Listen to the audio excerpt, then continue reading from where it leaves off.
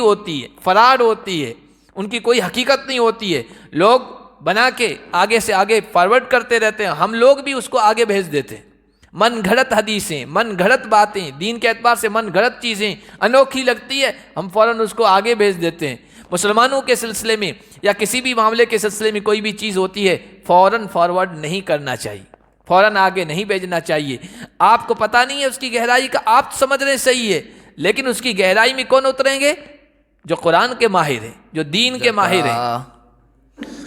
فلما كتب عليهم القتال إذا فريق منهم يخشون الناس كخشية الله أو أشد خشية وقالوا ربنا لم كتبت علينا القتال لولا أخرتنا إلى أجل قريب قل متاع الدنيا قليل والآخرة خير لمن اتقى ولا تظلمون فتیلا۔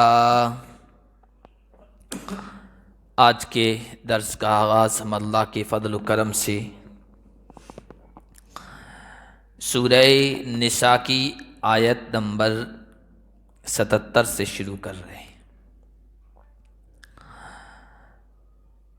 اس سے پہلے جو آیتیں پچھلے درس میں ہم نے پڑھی تھی اس میں جہاد اور قتال کے سلسلے میں کچھ باتیں آئی تھیں۔ اللہ کے نبی صلی اللہ علیہ وسلم اور صحابہ کرام جب تک مدینے میں تھے تو بہت مصیبتوں اور پریشانیوں کا سامنا کر رہے تھے، کفار کے مظالم کا، ظلم و جور کا سامنا کر رہے تھے، اور اس وقت ان کے دل میں یہ خواہش تھی کہ ہمیں اللہ کی طرف سے، رسول اللہ صلی اللہ علیہ وسلم کی طرف سے اجازت دی جائے تو ہم کافروں سے دو دو ہاتھ کر لیں، کچھ مقابلہ کر لیں۔ لیکن اللہ کی طرف سے اجازت نہیں تھی دو دو ہاتھ کرنے کی، مقابلہ کرنے کی، لڑنے کی مکی زندگی میں۔ حضرت سعد بن ابی وقاص کہتے ہیں کہ سب سے پہلے جنہوں نے کافروں پر ہاتھ اٹھایا وہ میں ہوں، اور ایک ایسا موقع تھا کہ اللہ کے نبی اور صحابہ کسی درے میں، پہاڑی راستے میں ایک جگہ نماز پڑھ رہے تھے، تو کسی کافر نے یہ چاہا کہ اللہ کے نبی صلی اللہ علیہ وسلم پر حملہ کر دے، تو میں بھی وہاں موجود تھا۔ میں نے دیکھا کہ وہ حملہ کرنا چاہ رہا ہے، تو پاس میں نے تلاش کیا تو اونٹ کے جبڑے کی ایک ہڈی پڑی تھی، وہ میں نے اٹھائی اور اس کو دے ماری، جس سے اس کا بھیجا جو ہے پھٹ گیا، سر پہ اس کو زخم آیا۔ لیکن اللہ کی طرف سے اس طرح کے حالات کے باوجود مقابلہ کرنے کی اجازت نہیں تھی۔ پھر اللہ کے نبی صلی اللہ علیہ وسلم مدینہ آئے، صحابہ نے ہجرت کی، اس کے باوجود بھی مشرکین مکہ پیچھا کرتے رہے، لڑائیاں کرتے رہے، پریشان کرتے رہے۔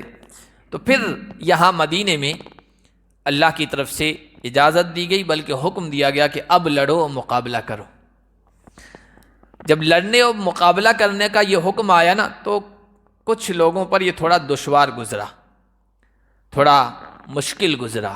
مشکل اس طور پر کہ انسان کی فطرت ہے، انسان کا مزاج ہے، جب پریشانی سے تھوڑا اس کو سکون ملتا ہے تو چاہتا ہے سکون تھوڑا لمبا چلے، آرام کا وقت تھوڑا عرصہ زیادہ لمبا گزرے۔ تو مسلمان یہ چاہ رہے تھے کہ اب مکہ کی پریشان کن زندگی سے مدینہ آئے ہیں، تھوڑی راحت مل جائے، تھوڑی عافیت مل جائے، تھوڑا سکون مل جائے، تھوڑا وقت اور مل جائے، اس کے بعد اگر آرڈر آتا لڑنے کا تو اچھا رہتا۔ یہ کوئی اعتراض نہیں تھا، انسانی مزاج و فطرت کا تقاضا تھا۔ تو ان کو سمجھانے کے لیے ان کے اس گویا ان کی تمنا و خواہش کے سلسلے میں اللہ تعالیٰ نے یہ آیتیں اتاری کہ آپ نے ان لوگوں کو نہیں دیکھا جن سے کہا گیا اپنے ہاتھوں کو روک لو، مکی زندگی میں کہا گیا ہاتھ نہ اٹھاؤ، حملہ نہ کرو، مقابلہ کسی سے نہ کرو، بس اپنی تربیت پر، اپنے آپ کو اچھا بنانے پر زور دو، اس پر محنت لگاؤ۔ ان سے کہا گیا اپنے ہاتھوں کو روک لو، ہاں دو کام کرو، اقیم الصلاح و آتوا الزکاہ، نماز قائم کرو اور زکوٰۃ ادا کرو، یہ دو کام کرتے رہو۔ اور یہ دو کام مسلمانوں کی اجتماعی زندگی میں بہت اہم ہے۔ ان دونوں کاموں سے مسلمانوں کی تربیت ہوتی ہے، مسلمانوں میں بہتری آتی ہے۔ پہلا کام یہ اقیم الصلاح، نماز قائم کرو۔ نماز یہ عبادات کی جان ہے، عبادات کی روح ہے، اور نماز کے ذریعے سے بندے کا تعلق اپنے رب سے، اپنے خالق سے، اپنے پالنہار سے، پیدا کرنے والے اور پرورش کرنے والے سے اچھا بنتا ہے۔ اور رب سے تعلق تو اچھا بنتا ہی ہے، نماز کے ذریعے سے مسلمانوں میں ڈسپلن، انتظام، اجتماعیت، ایکتا، محبت، بھائی چارگی بڑھتی ہے۔ اب دیکھیے نماز میں امام آگے ہوتا ہے، وہ جس طرح کرتا ہے پیچھے ساروں کو اسی کے مطابق کرنا پڑتا ہے۔ یہ نماز مزاج پیدا کرتی ہے مسلمانوں میں، اپنے امیر، اپنے بڑے، جو بھی اپنا حکمراں ہے، ذمہ دار ہے، اس کی بات ماننے کا جذبہ پیدا کرتی ہے۔ جب تک بڑے کی بات نہیں مانی جائے گی معاملات درست نہیں ہوں گے۔ ہر آدمی اپنی خواہش و تمنا کے مطابق کرنا چاہے گا تو اختلاف پیدا ہوگا، انتشار ہوگا، اجتماعیت اور ایکتا پیدا نہیں ہوگی۔ تو نماز میں ایک تو یہ سکھایا جاتا ہے اپنے بڑے کی بات ماننے کا جذبہ۔ دوسرا مساوات، برابری۔ نماز کے اندر پہلی صف میں اگر کوئی بیچارہ غریب، نادار، معاشرتی اعتبار سے کمزور ہے، آ کے کھڑا ہو گیا ہے، کسی مالدار کی، کسی صاحب حیثیت کی، کسی صاحب دولت کی، کسی صاحب منصب اور عہدے کی ہمت نہیں کہ اس کو کہے کہ تم کمزور ہو، معاشرے کے اعتبار سے پیچھے جاؤ۔ غریب بھی وہیں کھڑا ہے، امیر بھی وہیں کھڑا ہے، کالا بھی وہیں کھڑا ہے، گورا بھی وہیں کھڑا ہے، لمبے قد کاٹ کا بھی کھڑا ہے، پستہ قد بھی کھڑا ہے، اور یہ بھی نہیں پوچھا جاتا ہے کہ امام کس برادری کا ہے، معاشرے کے اعتبار سے بڑی سمجھی جانے والی برادری کا ہے کہ کسی فقیر گھرانے اور فیملی کا ہے۔ یہ مساوات، برابری، ایکولیٹی، یہ نماز کے اندر سکھائی جاتی ہے۔ پھر انتظام، انوشاسن، وقت کی پابندی کے ساتھ، جماعت کی پابندی کے ساتھ، وقت کی پابندی کے ساتھ سارے اللہ کے دربار میں حاضر ہو جائیں، یہ کہیں اور آپ کو نہیں ملے گا۔ یہ مسلمانوں میں اتحاد پیدا کرتی ہے، مساوات، برابری۔ 5 وقتہ نمازیں ہیں، پھر بڑا اجتماع، بڑا اتحاد ہو شہر کی سطح پر تو جمعہ کی نماز ہے۔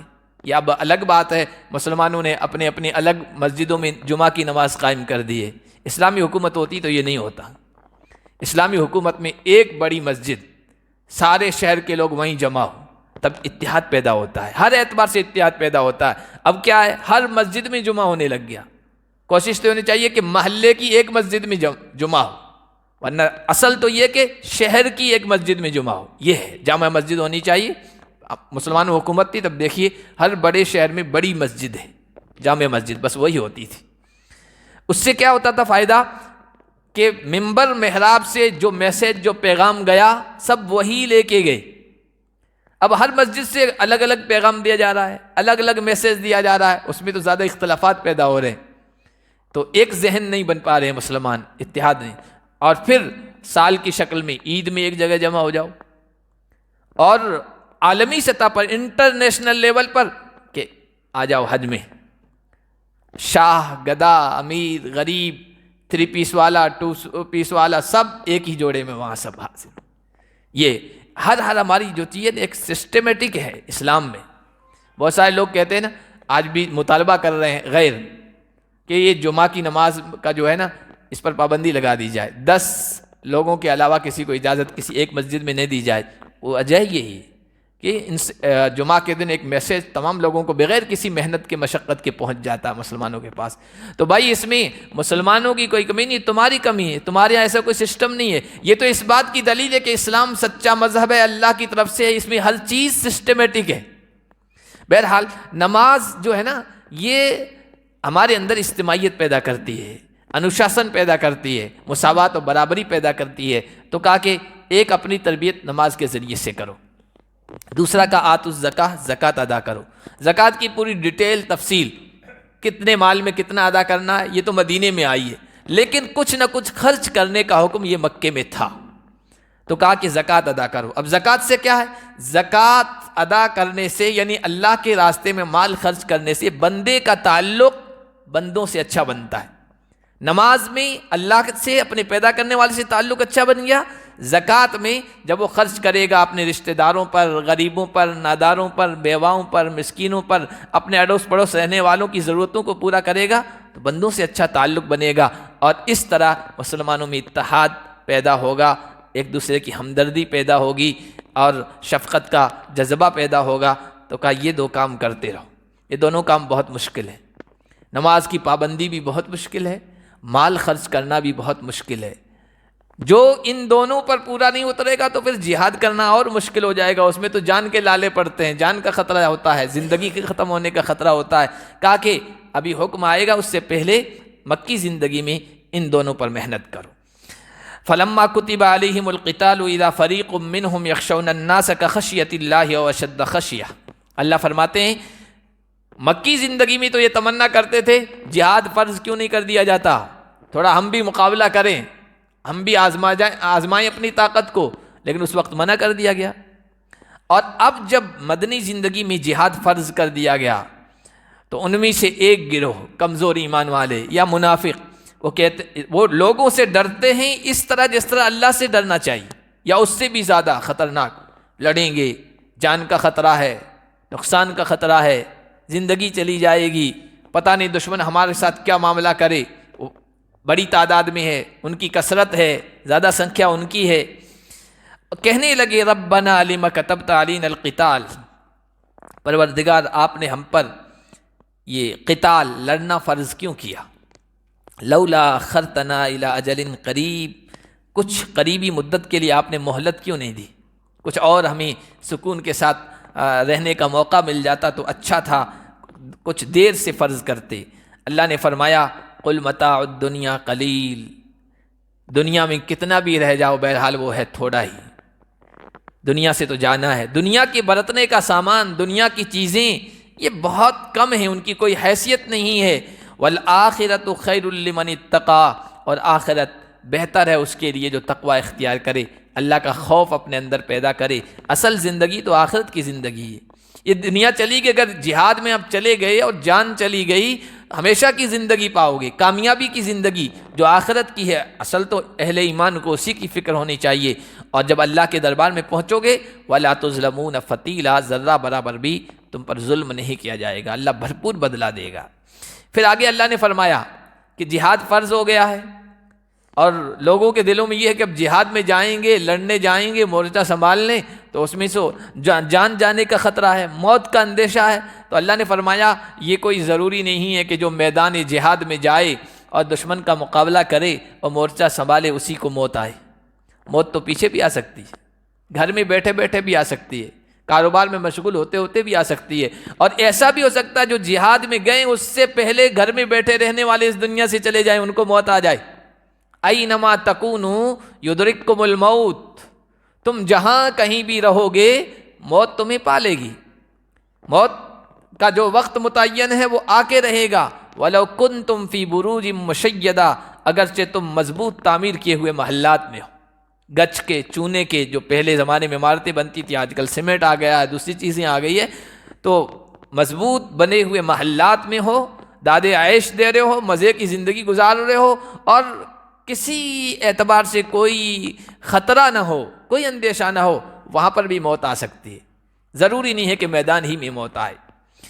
حضرت خالد ابن ولید رضی اللہ تعالیٰ عنہ، سیف اللہ المسلول جن کا لقب ہے، اللہ کی سونتی ہوئی تلوار، کھلی ہوئی تلوار، دشمنوں کے جو ہے جھمگٹے میں، لڑائی کے میدان میں دشمنوں کے اندر گھس جاتے تھے۔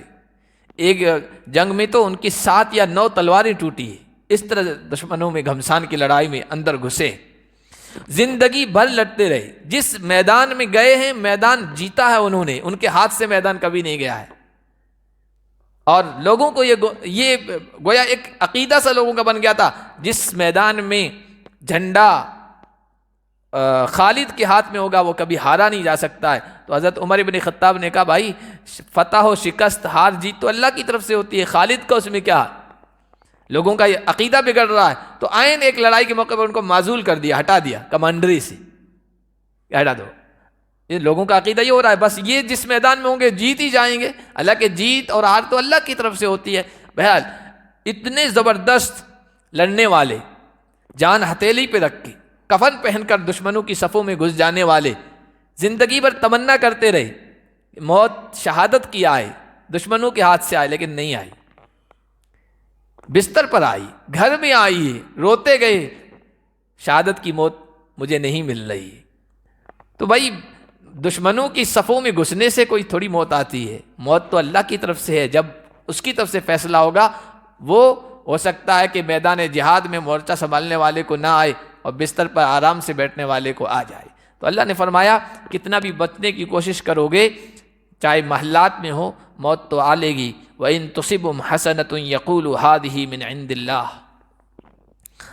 منافقوں کی بات کہی کہ اگر ان کو کوئی اچھائی پہنچتی ہے، اچھی حالت، فتح، کامیابی، مال غنیمت، دنیا میں اچھی حالت کوئی مل گئی، ترقی مل گئی، برکت حاصل ہو گئی، تو کہتے ہیں یہ اللہ کی طرف سے ہے، اللہ کا فضل ہوا، اللہ کی مہربانی ہوئی. وَإِن تُصِبْهُمْ سَيِّئَةٌ يَقُولُوا هَٰذِهِ مِنْ عِنْدِكَ. اور اگر برائی پہنچتی ہے، ہار حاصل ہوتی ہے، شکست ہوتی ہے، نقصان پہنچتا ہے دنیا کے اعتبار سے، تو کہتے ہیں حضور کی طرف اشارہ کر کے، محمد الرسول اللہ صلی اللہ علیہ وسلم، کہ یہ ان کی طرف سے، انہوں نے اچھی طرح سے انتظام نہیں کیا، ان کی بد انتظامی، بے تدبیری کی وجہ سے ہوئی. یہ بیمار ذہنیت کی علامت ہے. یہ بیمار ذہنیت، بیمار سوچ کی علامت ہے. ہونا تو یہ چاہیے کہ اچھائی ہو یا برائی، فتح ہو یا شکست، ہار ہو یا جیت، کامیابی ہو ناکامی، مال غنیمت ملے یا محروم ہو جائیں، یعنی فائدہ ملے یا نقصان، سب کچھ اللہ کی طرف سے ہے. لیکن بیمار سوچ کی اور حضور علیہ الصلوۃ والسلام کے سلسلے میں بدگمانی کی بات تھی. اچھائی ملتی تو کہتے یہ تو اللہ کی طرف سے ہے، اور کبھی ہار مل گئی، شکست ہو گئی، تو کہتے انہوں نے اچھا انتظام نہیں کیا، انہوں نے کچھ کمی چھوڑ دی، اس وجہ سے یہ نقصان ہوا. حالانکہ اللہ کے نبی نے کوئی کمی نہیں چھوڑی تھی. غزوہ احد میں اللہ کے نبی صلی اللہ علیہ وسلم نے اتنا بہترین انتظام کیا تھا، اور اتنا جو میدان جس طرح سجانا چاہیے تھا مقابلے کے اسی طرح سجایا تھا. ایک چھوٹی سی ٹیکری، اگر آپ لوگ گئے ہوں عمرہ یا حج میں، وہ بتاتے ہیں چھوٹی سی ٹیکری تھی، وہاں سے دشمن کے آنے کا، پیچھے سے حملہ کرنے کا امکان تھا، خطرہ تھا. اللہ کے نبی کو اندازہ تھا کہ یہاں سے ہو سکتا ہے، تو اللہ کے نبی نے 50 تیر انداز صحابہ کو وہاں بھی کھڑا کر دیا تھا، اور ان کو تاکید کی تھی کہ چاہے ہار ہو یا جیت، فتح ہو یا شکست، تم کو یہاں سے نہیں ہلنا ہے، کچھ بھی ہو جائے. اب لڑائی شروع ہوئی. پہلے مرحلے میں غزوہ احد میں مسلمانوں کو غلبہ، دشمن کو پیچھے ہٹنے پر مجبور کیا. حضرت خالد ابن ولید جن کا ابھی تذکرہ آیا ہے، ابھی تک مسلمان نہیں ہوئے تھے. کمانڈر تھے، جنگ کے ماہر تھے، بہترین ماہرین جنگ میں سے تھے، لیکن ابھی تک مسلمان نہیں ہوئے تھے. تو جب مسلمانوں کو غلبہ نصیب ہوا اور کچھ مسلمان مال جمع کرنے لگ گئے، تو ٹیکری پر کھڑے لوگوں میں اختلاف ہو گیا آپس میں. انہوں نے کہا، حضور کے کہنے کا مقصد یہ تھا کہ جب تک معاملہ ایک دم صاف نہ ہو جائے تب تک، اب تو معاملہ صاف ہو گیا ہے، مسلمانوں کو غلبہ نصیب ہو گیا، تو اپنے بھی اتر جائیں اور مسلمانوں کو ان میں تعاون کریں، مدد کریں مال کو جمع کرنے میں. 10 صحابہ صرف رہ گئے تھے، 40 صحابہ نیچے آ گئے تھے. خالد ابن ولید نے کچھ گھوڑ سواروں کو لے کر اسی جگہ سے حملہ کیا، اسی جگہ سے جہاں حضور کو پورا تھا اندیشہ کہ یہاں سے حملہ ہو سکتا ہے، تعاقب ہو سکتا ہے، وہیں سے. تو حضور نے تو کوئی کمی نہیں کی تھی نا، صحابہ کی طرف سے خطا ہو گئی تھی. لیکن جو منافق ذہنیت کے تھے، بیمار ذہنیت کے، انہوں نے حضور پر ڈال دیا. یہ سب نقصان ان کی طرف سے، انہوں نے اچھا انتظام نہیں کیا. تو اللہ نے کہا یہ صحیح نہیں. قل کل من عند اللہ، آپ تو یہ کہیے سب کچھ اللہ کی طرف سے، جو کچھ اللہ کی طرف سے منظور تھا وہی ہوا ہے. کل من عند اللہ، اچھائی بھی اللہ کی طرف سے، نقصان کی کوئی شکل پیدا آتی ہے وہ بھی اللہ کی طرف سے، کوئی مصیبت آتی ہے وہ بھی اللہ کی طرف سے، اللہ کے فیصلے سے آتی ہے. پھر یہ الگ بات ہے کہ بھائی نقصان، شکست، ہار، جانی و مالی نقصان، خسران، یہ مسلمانوں کو بھی ہوتا ہے، غیر مسلموں کو بھی ہوتا ہے. غیر مسلموں کو ہو گیا وہ آخرت کے عذاب کا ایک ادنا سا نمونہ ہے، سیمپل ہے. مسلمانوں کو ہو گیا تو مسلمانوں کے درجات کے بلند ہونے کا اور مغفرت و بخشش کا ذریعہ ہے. حدیث میں آیا کہ مسلمان کے پیر میں اگر کانٹا بھی چبھتا ہے نا تو اس کی وجہ سے اس کے گناہوں کی بخشش ہوتی ہے. بڑا نقصان ہو گیا تو اور زیادہ بلند درجات ملیں گے. آپ کہہ دیجئے کہ سب کچھ اللہ کی طرف سے ہے. فما لہؤلاء القوم لا یکادون یفقہون حدیثا، لیکن ان لوگوں کو کیا ہو گیا ہے، یہ کسی بات کی گہرائی کو سمجھتے نہیں۔ ما اصابک من حسنۃ فمن اللہ، ایک ایمان والے کا یہ ذہن ہونا چاہیے کہ جو کچھ اچھائی پہنچی ہے وہ اللہ کی طرف سے، مال ملا، دولت ملی، درجہ ملا، عہدہ ملا، منصب، برکت، خیر، ہر جو بھی اچھی چیز ہو سکتی ہے سب اللہ کی طرف سے ہے، مومن یہ کہتا ہے۔ اور جو کچھ برائی پہنچے، نقصان پہنچے، مصیبت پہنچے تو یہ کہے ہے تو وہ بھی اللہ کی طرف سے، اللہ کے فیصلے کے بغیر کوئی پتہ نہیں ہلتا، کوئی ذرہ ادھر سے ادھر نہیں ہوتا ہے۔ لیکن مسلمان کی ذہنیت یہ ہے اگر اچھی حالت ہوئی وہ اللہ کی مہربانی، اللہ کی توفیق سے ہوئی، اور اگر بری حالت پہنچی، مصیبت پہنچی تو وہ کہتا ہے یہ میرے اپنی طرف سے ہے، میری اعمال، میرے کوتاہیوں کا نتیجہ ہے، میری کسی غلطی کا نتیجہ ہے جس کی وجہ سے مجھ پر یہ حال آیا۔ وَأَرْسَلْنَاكَ لِلنَّاسِ رَسُولًا، اور یہ نبی ہم نے آپ کو تو پیغامبر بنا کے بھیجا ہے، آپ کا کام تو صرف یہ ہے آپ اللہ کا پیغام انسانوں تک پہنچائیں، اس کی دعوت دیں، اس کی تبلیغ کریں۔ باقی یہ لوگ کہہ رہے ہیں اس کے آپ ذمہ دار تھوڑی ہیں، نقصان پہنچ گیا آپ ذمہ دار، فائدہ پہنچا تو اللہ نہیں، یہ سوچ صحیح نہیں ہے۔ ہم نے آپ کو رسول بنا کے بھیجا ہے، آپ پیغمبر ہیں، پیغام لانے والے ہیں، وَكَفَى بِاللَّهِ شَهِيدًا، اور اس پر اللہ گواہ ہونے کے اعتبار سے کافی ہے، اللہ کو سب پتہ ہے۔ مَن يُطِعِ الرَّسُولَ فَقَدْ أَطَاعَ اللَّهَ، آگے یہ ذہن بنایا جا رہا ہے کہ دیکھو اللہ اور اس کے رسول وحدت ہے، ایک اکائی ہے۔ اللہ کے رسول کی بات ماننا یہ اللہ کی بات ماننا ہے، جو رسول کی اطاعت کرے گا وہ اللہ کی اطاعت کرے گا۔ اگر اچھائی اللہ کی طرف سے ہے تو بری حالت بھی اللہ کی طرف سے، اس کو رسول پہ مت ڈالو، رسول کی بات مانو، اس کے حکم کی اطاعت کرو۔ وَمَن تَوَلَّىٰ فَمَا أَرْسَلْنَاكَ عَلَيْهِمْ حَفِيظًا، اور جو کوئی بھی منہ پھیر لے گا تو اے نبی ہم نے آپ کو اس پر نگراں ٹھیکیدار بنا کے نہیں بھیجا ہے، منوانا آپ کی ذمہ داری، منوانا کسی کی بھی ذمہ داری نہیں۔ بہت سی مرتبہ ہوتا ہے نا کوئی چیز ہو رہی ہوتی ہے تو بتا سکتے ہیں، سمجھا سکتے ہیں، کھول کے واضح کر کے بیان کر سکتے ہیں یہ بات مناسب نہیں ہے، یا ناجائز ہے، یا حرام ہے، یا غلط ہے، جس طریقے سے بھی سمجھا سکتا ہے۔ کوئی نبی، کوئی رسول، کوئی پیغمبر، کوئی ولی، کوئی عالم دین، کوئی دین کا کام کرنے والا وہ سمجھا سکتا ہے، منوانا اس کی ذمہ داری تھوڑی ہے۔ ہم چاہتے ہیں یہ منوائے بھی، مانے کا تھوڑی کوئی۔ اسی لیے جب تقریر ہوتی ہے نا، تقریر پوری ہوتی ہے جمعہ میں یا عام بیانات، اس میں اخیر میں جو عالم دین پڑھتا ہے نا تو یہ کہتا ہے وَمَا عَلَيْنَا إِلَّا الْبَلَاغُ الْمُبِينُ، یہ لفظ پڑھتا ہے، یہ قرآن کے آیت کا ٹکڑا ہے کہ ہمارے ذمے کھول کے پہنچا دینا تھا، سمجھا دینا تھا، یہ ہمارے ذمے ہے، منوانا کسی کے ذمے نہیں ہے۔ رسول کو یا رسول کے نائب کو، رسول کا نائب، رسول کا وارث عالم ہے، اس کے ذمے بھی پہنچا دینا، سمجھا دینا، منوانا نہیں ہے۔ تو جو کوئی منہ پھیر لے، نہ مانے، تو آپ کو ہم نے نگراں بنا کے نہیں بھیجا ہے۔ وَيَقُولُونَ طَاعَةٌ، آگے منافقوں کی، کمزور ایمان والوں کی حالت بیان کی ہے۔ یہ لوگ کہتے ہیں جب سامنے ہوتے ہیں، آپ کے سامنے بیٹھے ہوتے ہیں، مجلس میں ہوتے ہیں، اہل ایمان کے درمیان ہوتے ہیں، کوئی حکم دیا جاتا ہے، کوئی بات کہی جاتی ہے تو کہتے ہیں طاعتن، سر آنکھوں پر ہم اس کی اطاعت کریں گے، ہم مانیں گے، ہم اس پر چلیں گے۔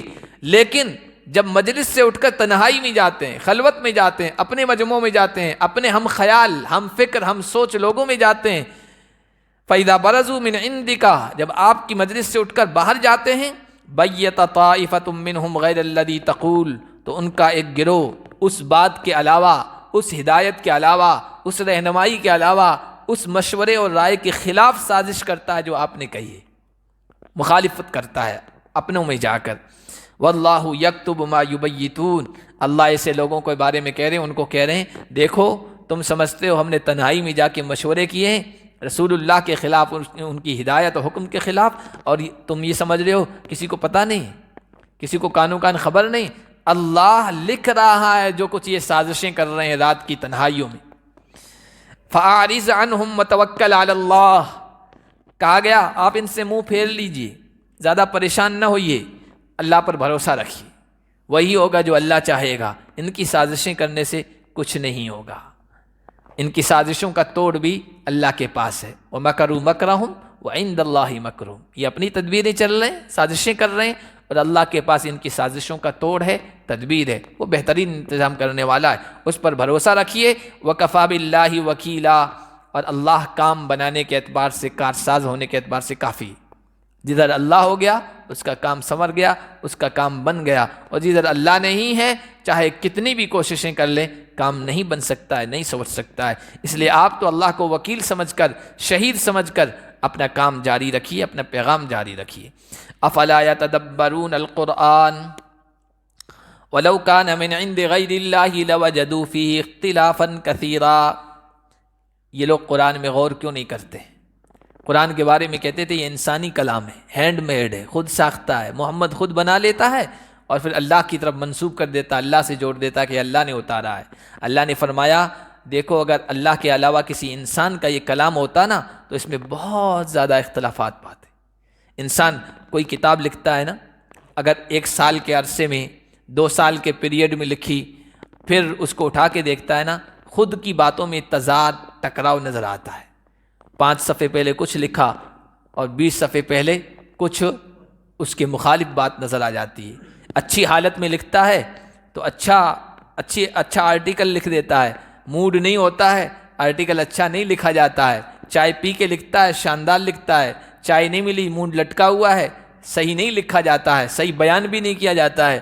انسان کے اوپر تو حالتیں آتی رہتی ہے، کبھی خوشی کی حالت، کبھی غم کی حالت، کبھی ٹینشن کی حالت، کبھی فکر کی حالت، کبھی اس پر دنیا کا غلبہ ہو جاتا ہے، کبھی آخرت کی توجہ ہو جاتی ہے۔ یہ سب انسان کے اوپر حالات آتے ہیں، اس لیے اس کی باتوں میں بھی تضاد، ٹکراؤ ہوتا ہے۔ کبھی بات کچھ کہتا ہے، کبھی اس کے مخالف بات کہتا ہے۔ اللہ کے کلام میں جبکہ یہ 23 سال کے عرصے میں اترا ہے، 23 سال کے پیریڈ میں اترا ہے، اس میں کہیں کوئی ٹکراؤ، کہیں کوئی اختلاف نظر نہیں آئے گا۔ اگر کسی کو نظر آتا ہے تو اس کی خود کی عقل کی، فکر کی، سوچ کی کمی ہے۔ اللہ کے کلام میں کوئی تضاد، کوئی ٹکراؤ نہیں ہے۔ جو اس کی گہرائی میں اترتا ہے نا وہ سمجھ لیتا ہے کہیں 2 آیتوں میں ٹکراؤ نہیں ہے، اس آیت کا مطلب یہ ہے، اس آیت کا مطلب یہ ہے۔ تو یہ اس بات کی دلیل ہے کہ یہ قرآن محمد کا صلی اللہ علیہ وسلم کا خود کا بنایا وہ نہیں ہے، یہ اللہ کی طرف سے 23 سال کے عرصے میں آہستہ آہستہ مختلف حالات، مختلف مقامات، مختلف کیفیتوں میں اترا ہے، لیکن کہیں کوئی ٹکراؤ نہیں۔ کیوں؟ اللہ کی طرف سے ہے۔ اور جس طرح انسان پر حالات اس پر بدلتے رہتے ہیں نا، کیفیات بدلتی رہتی ہے، مزاج بدلتا رہتا ہے نا، اللہ کی صفات میں کوئی تبدیلی نہیں ہوتی ہے، ایک ہی کیفیت طاری ہے۔ تو وہاں سے ایک جیسا یکسانیت والا کلام اترا ہے بغیر کسی اختلاف کے۔ وَإِذَا جَاءَهُمْ أَمْرٌ مِّنَ الْأَمْنِ أَوِ الْخَوْفِ أَذَاعُوا بِهِ، جب ایسے لوگوں کے پاس، منافقوں کے پاس، کمزوری اور بود ایمان والوں کے پاس امن، چین، سکون یا ڈر کا کوئی معاملہ آتا ہے تو اس کو پھیلا دیتے۔ خاص طور پر یہ جنگ کی کیفیت کی بات بتائی جا رہی ہے کہ جنگ میں ان کے پاس کبھی خبر پہنچتی ہے فتح کی، کامیابی کی، کبھی شکست کی اور ہار کی، تو بغیر کسی تحقیق کے خبر صحیح ہے یا نہیں فوراً پھیلا دیتے ہیں، آگے کر دیتے ہیں۔ تو جنگی حالت میں اس طرح یہ بہت خطرناک حالت ہوتی ہے۔ تحقیق کی نہیں، خبر آگے پھیلا دی تو پھر اس سے امت کے حوصلے ٹوٹ جاتے ہیں، امت کی ہمتیں ٹوٹ جاتی ہے، کمزور ہو جاتی ہے اور مایوسی دلوں میں پیدا ہو جاتی ہے۔ اس لیے کسی بھی خبر کو، کسی بھی چیز کو آگے نشر کرتے ہوئے، فارورڈ کرتے ہوئے، آگے پھیلاتے ہوئے انسان کو 100 مرتبہ سوچنا چاہیے کہ اس کی حقیقت کیا ہے، اس کی سچائی کیا ہے۔ آج کل تو واٹس ایپ کا زمانہ ہے، فیس بک کا زمانہ ہے، سوشل میڈیا کا زمانہ ہے۔ اکثر باتیں اور خبریں جو ہے نا بغیر بنیاد کے ہوتی ہے، جھوٹی ہوتی ہے، فراڈ ہوتی ہے، ان کی کوئی حقیقت نہیں ہوتی ہے۔ لوگ بنا کے آگے سے آگے فارورڈ کرتے رہتے ہیں، ہم لوگ بھی اس کو آگے بھیج دیتے ہیں۔ من گھڑت حدیثیں، من گھڑت باتیں، دین کے اعتبار سے من گھڑت چیزیں انوکھی لگتی ہے، ہم فوراً اس کو آگے بھیج دیتے ہیں۔ مسلمانوں کے سلسلے میں یا کسی بھی معاملے کے سلسلے میں کوئی بھی چیز ہوتی ہے فوراً فارورڈ نہیں کرنا چاہیے، فوراً آگے نہیں بھیجنا چاہیے۔ آپ کو پتہ نہیں ہے اس کی گہرائی کا، آپ سمجھ رہے صحیح ہے، لیکن اس کی گہرائی میں کون اتریں گے؟ جو قرآن کے ماہر ہیں، جو دین کے ماہر ہیں، جو معاملات کی گہرائی کو سمجھتے ہیں، نزاکت کو، حالات کی نزاکت کو سمجھتے ہیں۔ اور کسی ویڈیو کو دیکھ کر، کسی وائس میسیج کو سن کر وہ اندازہ لگا لیتے ہیں کہ اس میں فلاں جگہ خامی ہے، فلاں جگہ خامی ہے، یہ صحیح نہیں ہو سکتی ہے۔ اللہ فرما رہے ہیں کسی بھی چیز کو آگے نہیں بھیجنا چاہیے، فوراً نشر نہیں۔ یہ منافقوں کی علامت ہے، ان کی خصلت ہے۔ کفا بالمرء کذبا ان یحدث بکل ما سمع، حضور نے فرمایا آدمی کے جھوٹا ہونے کے لیے اتنا کافی ہے کہ ہر بات جو سنے اس کو بس آگے چلتا کر دے، آگے بیان کر دے۔ اللہ نے فرمایا اگر اس کو لوٹاتے رسول کی طرف یا مسلمانوں میں سے جو ذمہ دار ہیں، سمجھدار ہیں، ان کی طرف لوٹاتے، ان سے پوچھتے کہ اس کی کیا حقیقت ہے، تو کوئی بھی خبر ایسی آئے نا سوشل میڈیا پر اور آپ کو پتہ نہ چلے، اس کو آگے نہیں بھیجنا چاہیے۔ بعض مرتبہ بہت زبردست نقصان ہو جاتا ہے۔ حضور علیہ الصلوۃ والسلام کے زمانے میں حضور نے ایک آدمی کو ایک قبیلے کی طرف، اس قبیلے والوں نے کہا تھا آپ ہمارے یہاں کسی آدمی کو بھیجیے تو ہم اپنی زکوٰۃ وصول کر کے اس کے حوالے کریں گے، آپ کے حوالے کریں گے۔ حضور نے ایک آدمی کو بھیج دیا۔ اس آدمی کی اس قبیلے کے کسی آدمی سے پرانی رنجش تھی، پرانے اختلافات تھے، تو یہ رسول اللہ کا نمائندہ بن کے وہاں گیا ہے، ایمبیسڈر بن کے گیا ہے، تو قبیلے والوں نے چاہا کہ اللہ کے رسول کا نمائندہ ہمارے پاس پہلی مرتبہ آ رہا ہے، ہم ان کا استقبال کریں، ویلکم کریں۔ تو ویلکم اس زمانے میں کیا ہے، آج بھی قبائلی علاقوں میں کیا جاتا ہے، ہتھیاروں کے ساتھ کیا جاتا ہے، بندوقیں چلا کر یہ کیا جاتا ہے۔ تو ہتھیار لے کر باہر نکلے اس کے استقبال کے لیے، لیکن اس کو وہ پرانے اختلافات یاد آ گئے۔ اس نے سوچا ارے یہ سب پورا قبیلہ ہتھیاروں کے ساتھ باہر نکل رہا ہے، اس کا مطلب پرانی رنجش ان کو یاد آ گئی، وہ مجھے قتل کرنے کے لیے آیا۔ وہ وہیں سے واپس بھاگے اور اللہ کے نبی اور صحابہ سے آ کر کہا آپ نے تو مجھے بھیجا تھا، وہ تو مجھے قتل کرنے کے در پہ تھے۔ یہ 26ویں پاری میں اس کا تذکرہ آیا ہے۔ اب اگر اس کی تحقیق نہ کی جاتی، چونکہ رسول اللہ خود موجود تھے، تحقیق نہ کی جاتی تو زبردست جنگ ہو جاتی، کیونکہ ان کا ہتھیار لے کر نکلنا تو گویا یہ بات کہ وہ مرتد ہو گئے، اسلام کو چھوڑ دیا ہے، زکوٰۃ دینے سے منع کر دیا، یہ بات سمجھی جاتی۔ لیکن اللہ کے نبی گہرائی میں گئے، پتہ چلا وہ غلط فہمی تھی، اور ان صحابی نے آ کر اپنی غلط فہمی کی بنیاد پر ایک بات بتا دی، جنگ چھڑ جاتی۔ تو موجودہ حالات میں بعض مرتبہ ایسی چیزیں ہم آگے نشر کر دیتے ہیں، بڑا زبردست نقصان ہو جاتا ہے۔ تو اللہ نے فرمایا سمجھدار لوگوں کی طرف، رسول تھے تو سب سے بڑے سمجھدار وہ تھے، صحابہ تھے، قابل اعتماد لوگ تھے جو حضور کے، ان کی طرف لوٹاؤ تاکہ جو اہل علم ہیں وہ اس کی گہرائی سے اصل چیز نکالیں۔ یستنبطون منہم، اگر اللہ کا فضل تم پر نہ ہوتا اور اس کی رحمت نہ ہوتی تو لتبعتم الشیطان، تم شیطان کی پیروی کر لیتے۔ اس طرح نقصان تو شیطان پہنچتا ہے مگر بہت کم، یعنی زیادہ تر اس طرح اگر باتیں کرو گے اور بے بنیاد باتیں پھیلاؤ گے تو شیطان کی پیروی کرو گے اور نقصان پہنچے گا تمہیں۔ اللہ پاک ہم سب کی حفاظت فرمائے۔